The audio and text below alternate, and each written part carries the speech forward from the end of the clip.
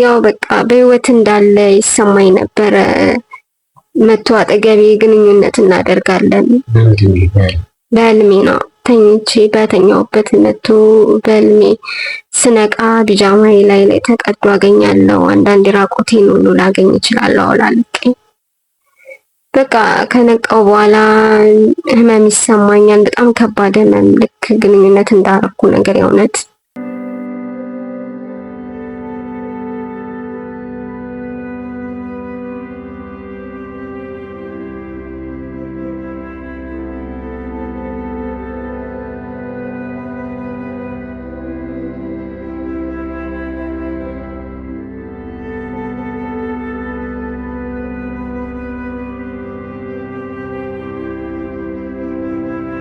ነው። በቃ በህልሜ በጣም እያሰቃየኝ ተቸገርኩኝ። የመጀመሪያ ሰሞኖች ደስተኛ ነበርኩ። በህልሜ ይመጣል። በቃ አብረን የሆነን ፍቅር ስንሰራ ነው ማየው ከሱ ጋራ። በቃ በጣም በቃ ደስተኛ ሆኜ ይታየኝ ነበረ። ወደ እናንተ ይዘን የመጣ ነው ፕሮግራም ትንሽ ደንገጥ የሚያደርግም የሚያሳዝንም ምንማርበትም አይነት ዝግጅት ነውና የተለያየ ነገሮች እንደሚያደርጉ ጥንቆልና ምናምን ማን ነው እንደዛ እንደሚል እናትየው እንደዚህ አይነት ቦታ እንደሚሄዱ ሰማ ነበር። በቃ እና እሳቸው አላማቸው እኔን ከህይወቱ ለማውጣት እንደዚህ አይነት ነገሮችን እኔ ላይ ያስቡ ነበረ እና ከበፊትም እንደዚህ አይነት ነገር እንደሚያመልኩ ከጎረቤትም ከአንዳንድ ሰዎችም ሰማ ነበረ እና የሚያደርጉን ነገር ልጅ ባለቤቴ ላይ ቀይሮብኝ ነበረ። ማለት በቃ ደስታው ምናምን ያሳጡት ነበር አብሮ በሚኖሩ ሰዓት። ከነሻ የሆነችን ራሷ ባለታሪኳ ናት። ልታወራ እንደምትፈልግ አናግራን ነው ወደ እሷ ሄድነው።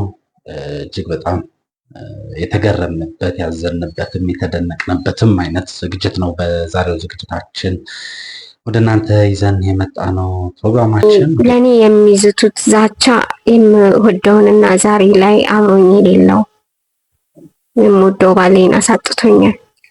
ለኔ ነበር ያው ዛቻ፣ ለሱ አይገባውም ነበር። እውነት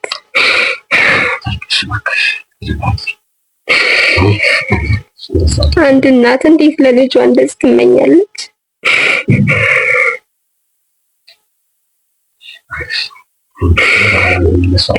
ለሱ አይገባም ነበር። ለኔ የሚዝቱት ዛቻ ዛሬ ልጃቸውን ያሳጥቷቸዋል። እኔም ባሌን ህይወቴን ሁሉ ነገር ያሳጥቷል።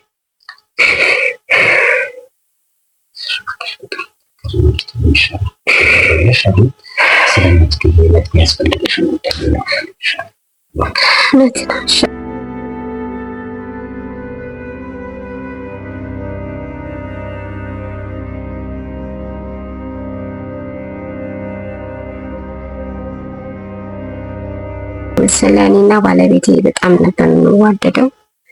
ያው ስንገናኝም እኔም ምንም የለኝም እሱ ምንም የለውም። ያው ሁለታችንም ሰርተን ለመለወጥና አብረን ለመኖር ነው አስበን የተገናኘነው። ነገር ግን ያው እኛ እንደምንፈልገው ኖርን። ግን ቤተሰቦቹ ፍቃደኛ አልነበሩም። በእኔ በኩል ነው እንጂ ቤተሰቦቼ ምንም ፍቃደኛ የነበርኩት።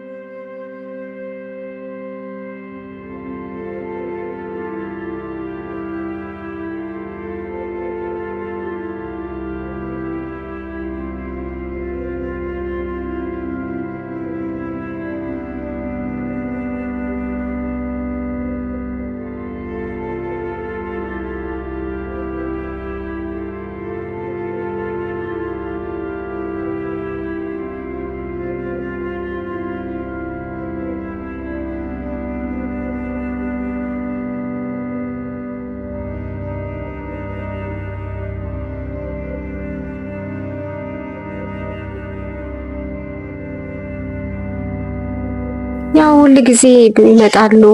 ጠዋትም ሊሆን ይችላል ማታም ሊሆን ይችላል። ብቻዬን ባገኙኝ ሰዓት እኔ ለሱ እንደማልገባ እኔ ለሱ እንደማልሆነው ራሳ ፈልጋ እንደምትድረው በቃ እንደዚህ አይነት ነገር ነው የሚያወሩኝ እና እኔ እዛ ለነሱ ዘር እንደማልሆን እና በቃ የተለያየ ዛቻና ማስፈራሪያ እንትን ይሉኝ ነበረ።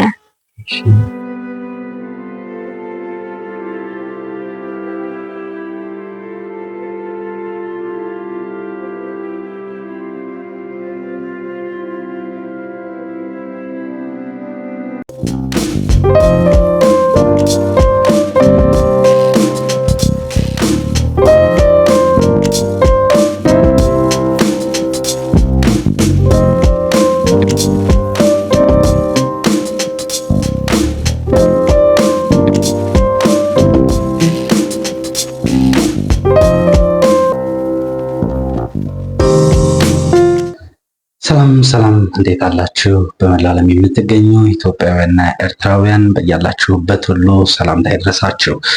እንዴት ናችሁ? እንግዲህ በዛሬው ዝግጅት አንድ ለየት ያለ ታሪክ ወደ እናንተ ይዤ መጥቻለሁኝ። የዛሬው ታሪካችን መነሻ የሆነችን ራሷ ባለታሪኳ ናት። ልታወራ እንደምትፈልግ አናግራን ነው ወደ እሷ ሄድነው። እጅግ በጣም የተገረምንበት ያዘንበትም የተደነቅንበትም አይነት ዝግጅት ነው በዛሬው ዝግጅታችን ወደ እናንተ ይዘን የመጣ ነው። ፕሮግራማችን ወደ ቤተሰቦቻችን ለዩቲዩብ ቻናላችንም አዲስ የሆናችሁ ካላችሁ በዚሁ አጋጣሚ ሰብስክራይብ በማድረግ ቤተሰብ ሆኑን። በዚህ ቤት በርከት ያሉ የምትማሩባቸውን የህይወትን ሌላኛውን ገጽ የምትመለከቱባቸውን ዝግጅቶችን መከታተል ያስችላችኋል። ሀሳብ አስተያየቶቻችሁንም በኮሜንት መስጫው ላይ ብታስቀምጡልን የሚደርሰን የሚሆነን ወደ ቤተሰቦቻችን በተለያየ መልኩ ስለምታደርሱን አስተያየት ስለምታደርሱን ሀሳብ ማበርቻዎች እጅግ አድርገን ነው የምናመሰግነው።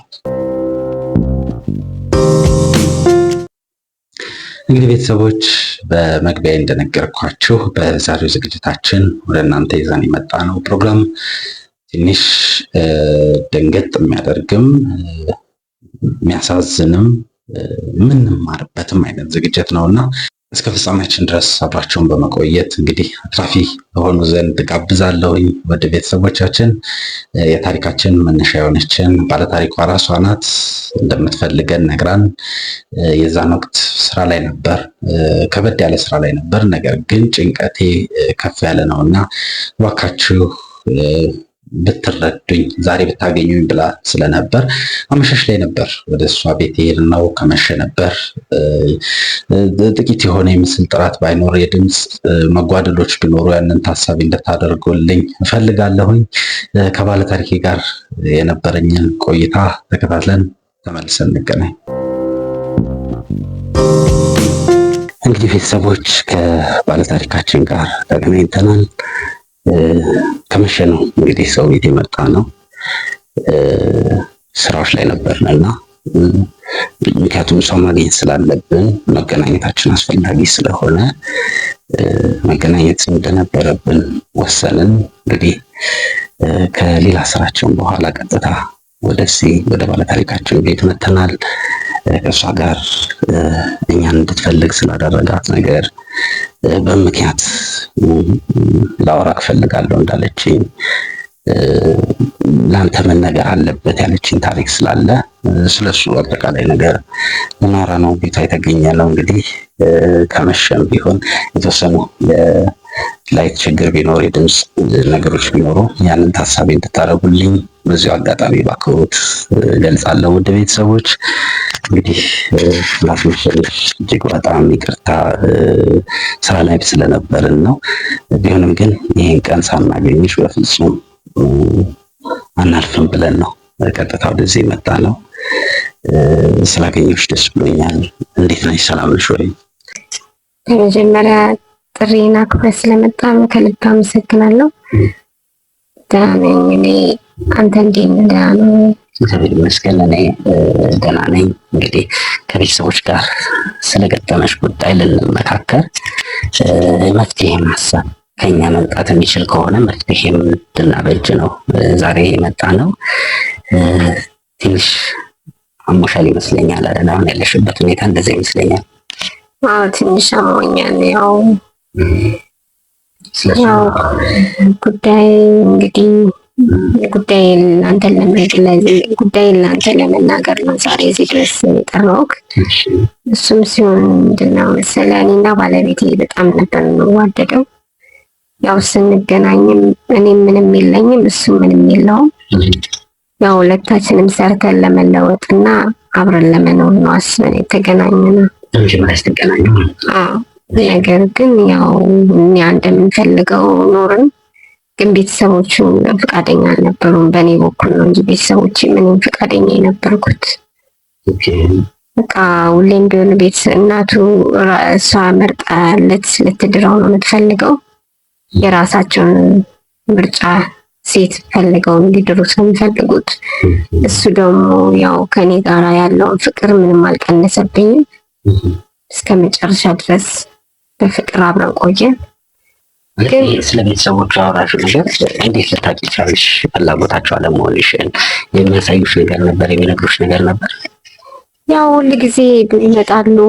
ጠዋትም ሊሆን ይችላል፣ ማታም ሊሆን ይችላል። ብቻዬን ባገኙኝ ሰዓት እኔ ለሱ እንደማልገባ፣ እኔ ለሱ እንደማልሆነው፣ ራሳ ፈልጋ እንደምትድረው በቃ እንደዚህ አይነት ነገር ነው የሚያወሩኝ እና እኔ ለነሱ ዘር እንደማልሆን እና በቃ የተለያየ ዛቻና ማስፈራሪያ እንትን ይሉኝ ነበረ።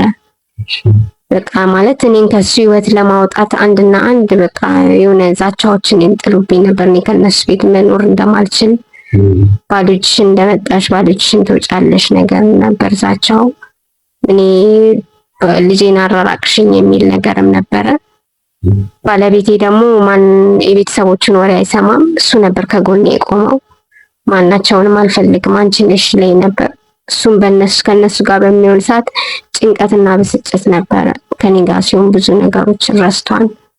ሁለታችንም ደስተኞች ነበር።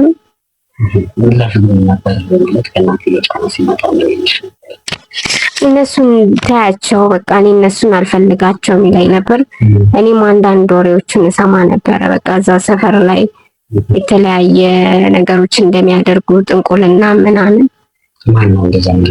እናትየው እንደዚህ አይነት ቦታ እንደሚሄዱ ሰማ ነበር። በቃ እና እሳቸው አላማቸው እኔን ከህይወቱ ለማውጣት እንደዚህ አይነት ነገሮችን እኔ ላይ ያስቡ ነበረ እና ከበፊትም እንደዚህ አይነት ነገር እንደሚያመልኩ ከጎረቤትም ከአንዳንድ ሰዎችም ሰማ ነበረ እና የሚያደርጉን ነገር ልጅ ባለቤቴ ላይም ቀይሮብኝ ነበረ። ማለት በቃ ደስታው ምናምን ያሳጡት ነበር። አብሮ በሚኖሩ ሰዓት ከኔ ጋር ሲሆን ደስተኛ ስለነበረ እሱ ደግሞ እኔን መርጦና ተዋደንም ስለነበር እነሱን አይፈልጋቸውም ነበር። ልጄን ቀማሽኝ ያሉ ነበር ሁሌም ቢሆን እንትን የሚሉኝ። አዎ ልጄን ቀምተሽኝ አንቺ አታደርግም፣ እኔ የምፈልገውን ነው ምድራው ምናምን በቃ ዛቻ ማስፈራሪያ። እሱ ደግሞ እኔን መርጧል። ያው ሆነና ለኔ የሚዝቱት ዛቻ የምወደውንና ዛሬ ላይ አብሮኝ የሌለው የምወደው ባሌን አሳጥቶኛል። ለኔ ነበር ያው ዛቻ፣ ለሱ አይገባውም ነበር። እውነት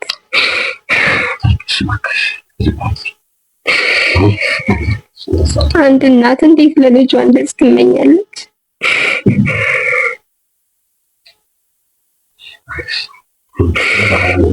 እሱ ለሱ አይገባም ነበር። ለኔ የሚዝቱት ዛቻ ዛሬ ልጃቸውን አሳጥቷቸዋል። እኔም ባሌን ህይወቴን ሁሉ ነገር ያሳጥቷል።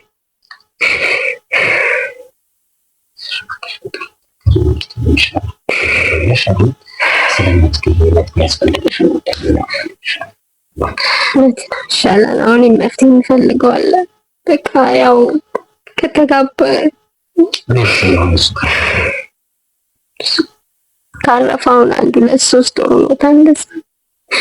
ግን ሆኖም በቃ በህልሜ በጣም እያሰቃየኝ ተቸገርኩኝ። የመጀመሪያ ሰሞኖች ደስተኛ ነበርኩ። በህልሜ ይመጣል። በቃ አብረን የሆነን ፍቅር ስንሰራ ነው ማየው ከሱ ጋር በቃ በጣም በቃ ደስተኛ ሆኜ ይታየኝ ነበረ። አሁን ግን በቃ እያስፈራኝ ስጋት ውስጥ ነኝ። ማለት በቃ ላንተ ልነግርህ አሰብኩኝ የሚደበቅ ነገር ስላልሆነ ነው።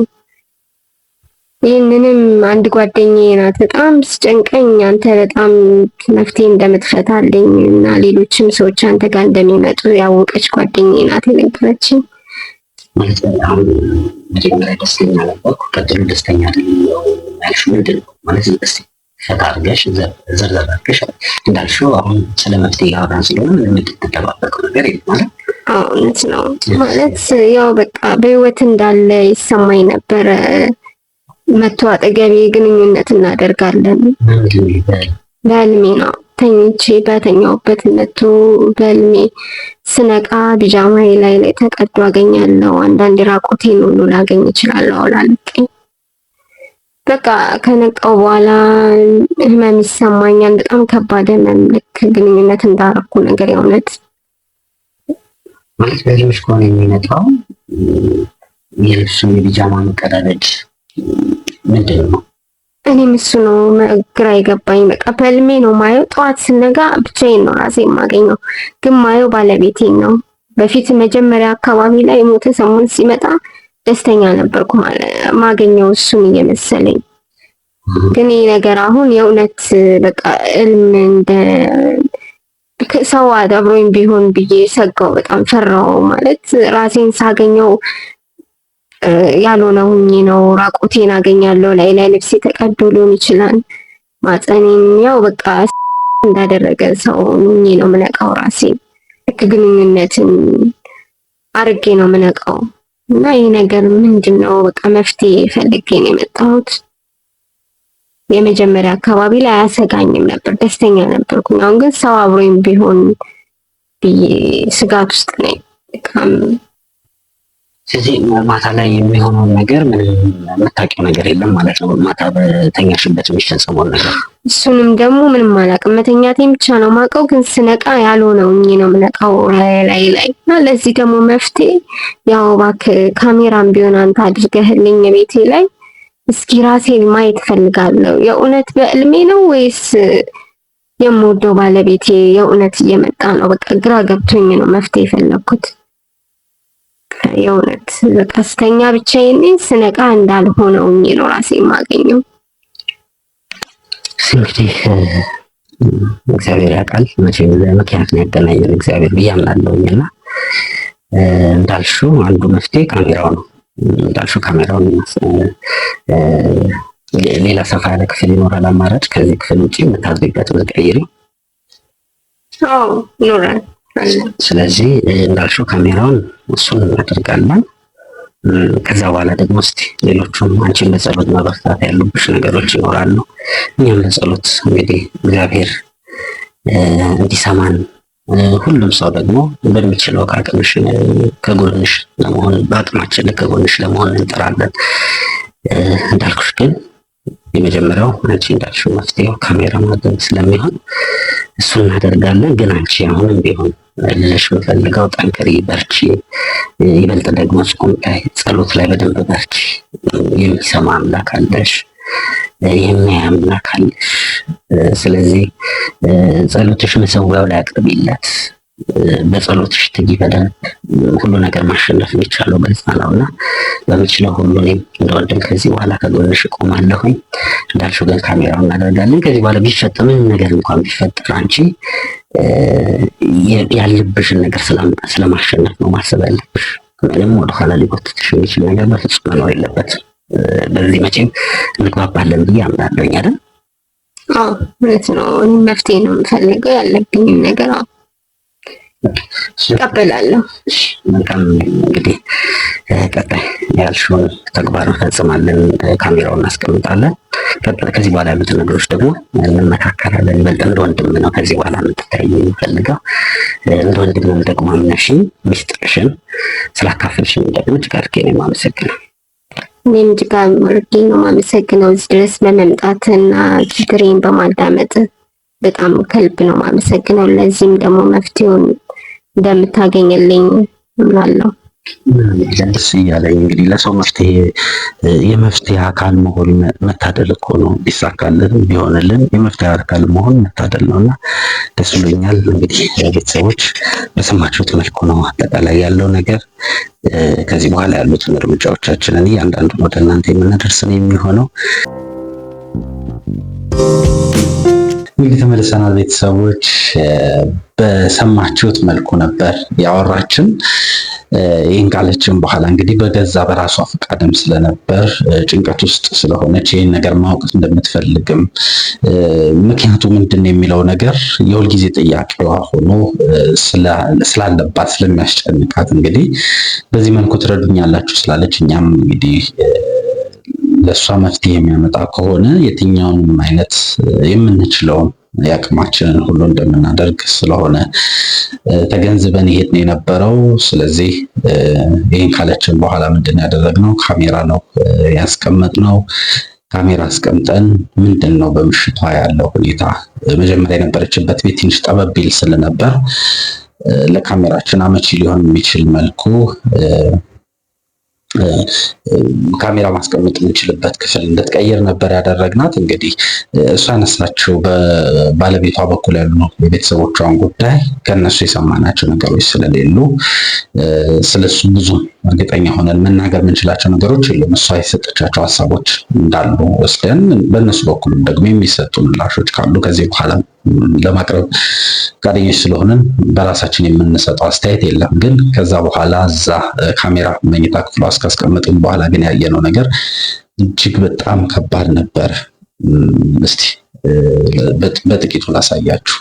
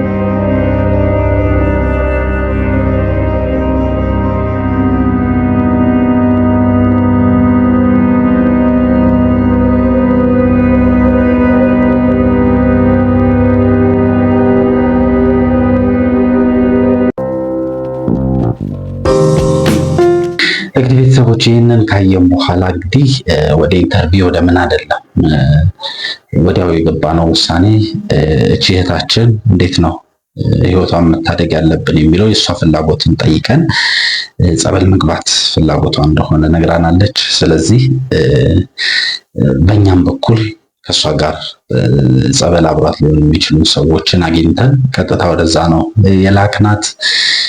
ቃለ መጠይቅ ልናደርግላት አልፈለግንም። ምክንያቱም መፍትሄ የሚያስፈልገው ነገር ውስጥ እንዳለች ስለተረዳን ወደ ጸበል ነው የላክናት። ከዚህ በኋላ ያለውን ነገር የጤንነቷን ሁኔታ እየተከታተልኩ ወደ እናንተ አቀርባለሁ። ግን ያየነው ነገር እንዳያችሁት ነው። የሚገርም ነው። መፍትሄም ለእሷ እንግዲህ ስቃይ ውስጥ ነው ያለችው እና መፍትሄም የሚያስፈልገው ጉዳይ ነው።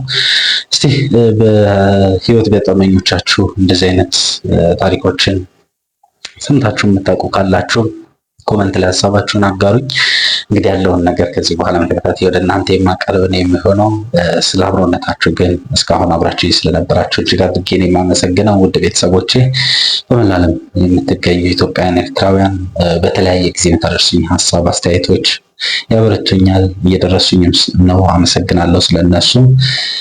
ሚዲያችንም ደግሞ የእናንተን ድጋፍ አሁን ትፈልጋለች። በምትችሉት አቅማችሁን እንድትደግፉ በቴሌግራም ላይ አውሩን። ስለአሁን ግን ስለነበረን ቆይታ እጅግ አድርጌ አመሰገንኩኝ። በሌላ ታሪክ በሌላ ክፍል እንገናኛለን። መልካም ጊዜ